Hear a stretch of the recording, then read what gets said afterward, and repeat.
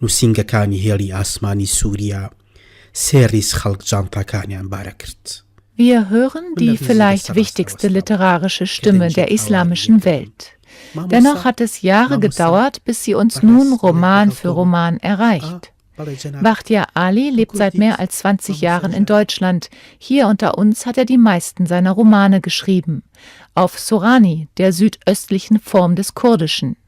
Eine kleine Sprachfamilie, die auf dem globalen Literaturmarkt keine Rolle spielt.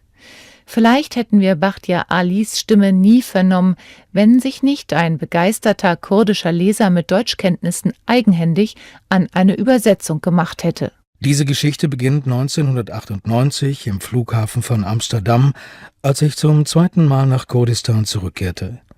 Vor den Schaltern standen die Menschen in 3 Schlangen mit ihrem Gepäck, ich in der rechten. Plötzlich hörte ich eine Stimme. »Sie, ja, ich meine Sie. Sie sind doch Kurde. Ich kenne Sie.« »Nein, ich irre mich nicht. Sie sind doch der Schriftsteller Ali Sharifiar, nicht wahr?« Eigentlich hat er keine Lust auf eine Reisebekanntschaft, dann hört er doch zu. Der Schriftsteller Ali Sharifiar im Roman »Die Stadt der weißen Musiker« wird uns mitnehmen ins ferne Kurdistan. Wie Bachtiar Ali reist er zwischen den Welten hin und her, vermittelt zwischen Okzident und Orient. In der Heimat trifft er auf den genialen Flötisten Jaladati Kotre. Dieser bittet ihn, beim Verfassen seiner Lebensgeschichte zu helfen. Eine Lebensgeschichte, die von Krieg, Tod und Trauma gezeichnet ist, wie auch die seines Erfinders, Bachtiar Ali. Der Irak hat Feuer gelegt, um alle Spuren zu verwischen. Sie sind geflohen vor den Schergen Saddam Husseins. Flüchtlinge im eigenen Land. Alles ist zerstört, unsere Häuser, unsere Dörfer, unsere Tiere. Alle sind gestorben. Bachtiar Ali ist Kurde. Er wurde 1966 in Suleimaniya im Nordirak geboren. Als Student in den 80er Jahren ist er selbst in Konflikt mit der Diktatur Saddam Husseins geraten.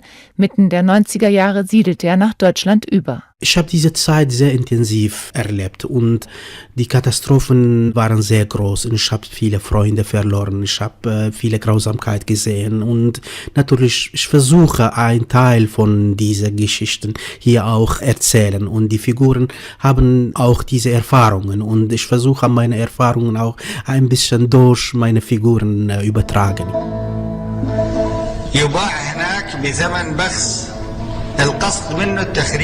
Diese Operationen werden begleitet von einem massiven Einsatz von chemischen Kampfstoffen. In one afternoon in the village of Halabja, 5,000 men, women and children died. Denunziation, Folter, Willkür, Todesurteile, der Giftgasangriff 1988 auf Halabja durch Saddam Hussein, nur um einige Verbrechen zu nennen. Ausgangspunkt des Denkens, Fühlens und Schreibens Bachtiar Alis sind ohne Zweifel die traumatischen Erfahrungen der Kurden im Nordirak. Sie schimmern in seinen magischen, verfremdet anmutenden Erzählwelten immer wieder durch. Es hatten sich in diesem Land mehrere Kriege ineinander verhakt. Kriege von Staaten und Nationen und Kriege von Religionen und Parteien. Eines Nachts erreichte der Krieg den Stadtrand. Stundenlang hörten sie Schüsse und Explosionen. Am Morgen brachte ein Reisender die Nachricht, dass die Menschen in die umliegenden Dörfer flühen. Das ständige Bombardement hatte hunderte Opfer gefordert. Heißt es in dem Moment, als das Leben des genialen Flötisten noch in ganz jungen Jahren vom Krieg aus der Bahn geworfen wird. Wir befinden uns eindeutig im Irak bzw. in der orientalischen Welt und doch könnte der Roman überall spielen. Bachtiar Ali überführt die grausame Realität in eine fantastische Welt, in der alles möglich ist. Jaladati erwacht in einer seltsamen Stadt, in einer Stadt, die ständig ihre Größe ändert und an unterschiedlichen Orten auftaucht, eine Stadt der Bordelle, eine Stadt der verstoßenen Frauen, eine Stadt, in der die Musik Beethovens die Wunden der Folter heilen soll.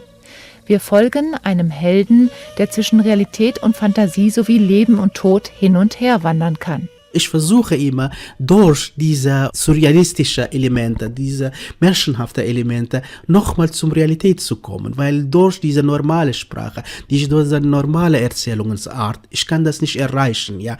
Nur Poesie oder poetische Sprache kann mich helfen, an diese dunklen Stellen zu kommen. Im Einzelnen steckt auch das große Ganze.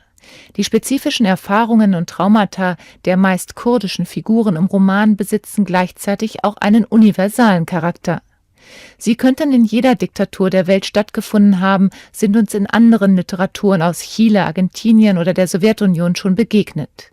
Bakhtiar Ali schreibt Romane für die ganze Welt. Ich habe eine kurdische Seele in mir und meine Wunden sind kurdische Wunden. Ich habe sehr schlimme Erfahrungen gemacht im Leben.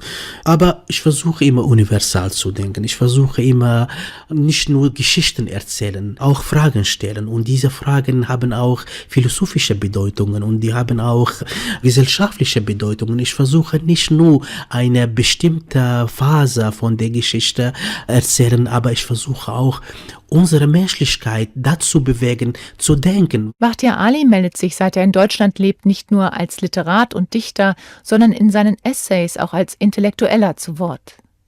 Der Kurde hat sich intensiv mit dem Hauptwerk des italienischen Philosophen Giorgio Agamben und dessen Analyse moderner Gesellschaften auseinandergesetzt.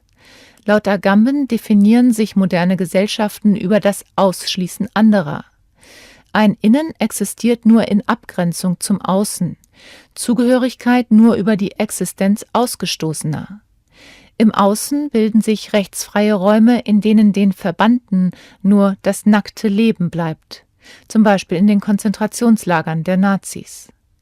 Für diese Ausgestoßenen, die Vogelfreien, greift Agamben auf den Begriff des Homo sacer aus dem römischen Recht zurück. Ein Homo sacer ist ein Mensch, der man kann töten, ohne bestraft zu werden. Und wir Kurden oder im Irak waren damals genauso. Man konnte uns töten, ohne eine Strafe zu bekommen. In Die Stadt der weißen Musiker erzählt nicht nur ein kurdischer Homo sacer seine Geschichte. Allen Entrechteten dieser Welt wird mit den Mitteln der Kunst ein Denkmal gesetzt, als Shaladati Kotre von Musa Babak in dessen geheimes Museum geführt wird.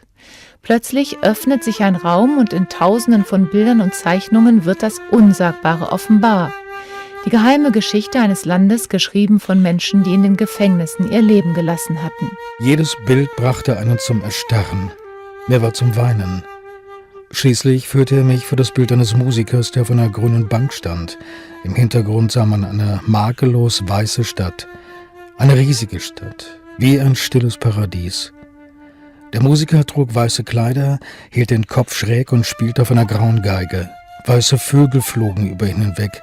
Hinter ihm war ein purpurner Horizont in den Farben des Weltuntergangs. »Dieses Bild ist mein schönstes«, sagte Musa Babak. »Ich komme oft mit meiner Geige her und spiele. Ich habe den Eindruck, es spielt mit. Der Keller füllt sich mit Tönen mit einer himmlischen Musik.« In den Bildern der Verfolgten finden sich die Traumata, der Schmerz, aber auch die Träume der Entrechteten. Bakhtiar Ali übersetzt das Unsagbare in diesem Roman in die Sprache zurück. Die Literatur funktioniert hier als Aufarbeitungs- und Erinnerungsraum, nicht nur für kurdische Leser. Denn Bakhtiar Ali verbindet westliche und orientalische Erzähltraditionen, die Grenzen zwischen Realität und Fantasie, Zukunft und Vergangenheit. Mit Agamben gesprochen hebt er im fiktiven Raum des Romans die Grenzen zwischen Innen und Außen auf, versöhnt Machthaber und Ausgestoßene. Er entwirft eine Utopie der Menschlichkeit. Die Kunst wird zum universellen Rettungsraum. Ich versuche immer, ästhetische Werte gegen politische Werte darzustellen. Und deswegen, Kunst für mich kann uns nicht befreien, aber kann uns einen Hinweis geben, kann uns einen Ausweg zeigen und kann uns neue Ideale geben. Bakhtiar Ali wünscht sich, dass über ideologische Grenzen hinweg die Rechte aller Menschen gewahrt werden. Und obwohl viele Kurden das Heil in einem eigenen Staat suchen, sieht Bakhtiar Ali im Nationalismus ein großes Unheil, das nur neue Ausgrenzungen und Konflikte schafft. Den Nationalstaat hält er für ein ausgedientes Modell. Nationalismus trennt die Leute und Nationalismus hat große, dicke Mauern zwischen Nationen aufgebaut und da gibt es keine Kommunikationsmöglichkeiten wegen Nationalismus. Als Literat aus dem Orient entwirft Bakhtiar Ali die Version einer besseren Welt. Als Denker und Migrant bewegt er sich ebenfalls jenseits von nationalen, ethnischen, religiösen und kulturellen Grenzen und hält uns den Spiegel vor. Im Hier und Jetzt grenzen die reichen Nationen die Flüchtlinge aus. Sie sind die Verbannten der Gegenwart, denen im schlimmsten Fall in Schlauchbooten und Auffanglagern nur das nackte Leben bleibt. Ich glaube, die Immigranten sind ein neues Volk auf der Erde und die haben keine Identität, die haben keine Sprache, die haben kein Land und die sind wie ein Symbol für Kollaps unserer Zivilisation und Kollaps unserer Versuch, sehr menschlich zu leben. In der Globalisierung sollen sich Waren und Geld frei bewegen können, Menschen aber nicht. Das widerspricht der UN-Charta der Menschenrechte. Bakhtiar Ali träumt von einer Welt der gemeinsamen Werte, in der es keine Opfer und Täter gibt, eine Welt ohne Krieg, Rassismus und Hass und Vernichtungsprozesse. Dafür müssen wir das überwinden, was uns als Menschen trennt, und auf das hören, was wir als Menschen teilen, zum Beispiel Lebensfreude, die in so vielen Kulturen von einem Flötenspieler geweckt wird. Bakhtiar Ali gehört als Erzähler in eine Reihe mit den großen Namen der Weltliteratur. Demnächst werden erste englische und französische Übersetzungen seiner Romane erscheinen. Sie verschaffen ihm hoffentlich eine weltweite Leserschaft.